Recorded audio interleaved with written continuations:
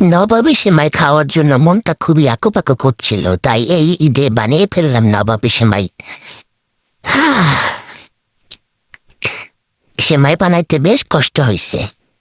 এরপরে দেখুন সেই নবাবী সেমাই বানাতে কি কি লাগবে।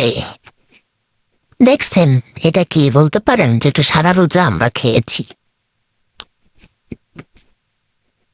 বাদামগুলো খোসা ছাড়িয়ে নিলাম। এরপরে গরম প্যানে 2 চামচ ঘি দিয়ে এই বাদাম আর কিশমিশগুলো সুন্দর করে ভেজে নিয়েছি বন্ধুরা। দেখুন মচমচে ঘিয়ে ভাজা। এরপরে আবার ওই পাত্রেই একটু 2 চামচ ঘি দিয়ে 1 প্যাকেট সেমাই পুরোটা ভেজে নিয়েছি।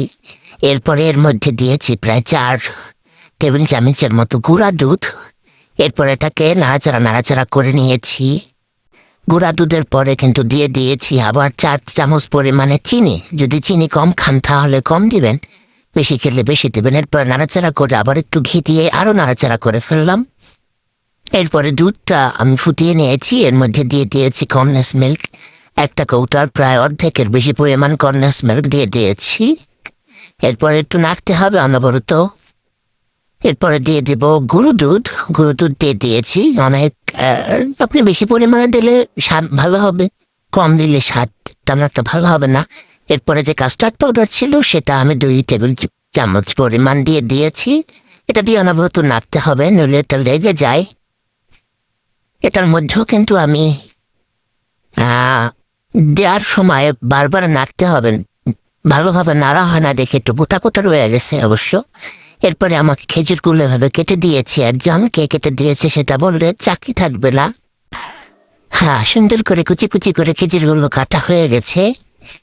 এরপরে আমি এই সেমাইগুলো একটা পাত্রে প্রথমে একটা লেয়ার করে সাজাবো। সুন্দর করে সাজানো হয়ে গেছে। এরপরে তার মধ্যে উপরে আমি সেই পেস্ট, যেটা কাস্টার্ড পাউডারের যে পেস্ট ছিল সেটা সুন্দর করে একদম সমান করে বসিয়ে দেব। এরপরে বসানো হয়ে গেল এটার উপরে আমি আর একটা লেয়ার সেমাই দিয়ে দিব।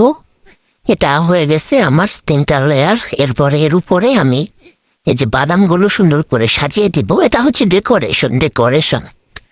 এরপরে বাদামগুলো দেওয়ার পরে আমি খেজুরগুলো সুন্দর করে সাজিয়ে দিব, সুন্দর করে পিছিয়ে দিব। বাহ, হয়ে গেছে আমার চমৎকার নবাবী সেমাই। ক্যান্টাম্যান। এরপরে কিছুক্ষণ ফ্রিজে রেখে দিয়ে তারপরে বের করে এভাবে করে সার্ভ করবেন আর নিজে খাবেন। খুবই ইয়ামি, স্বাদ মুখে লেগে আছে। টাটা।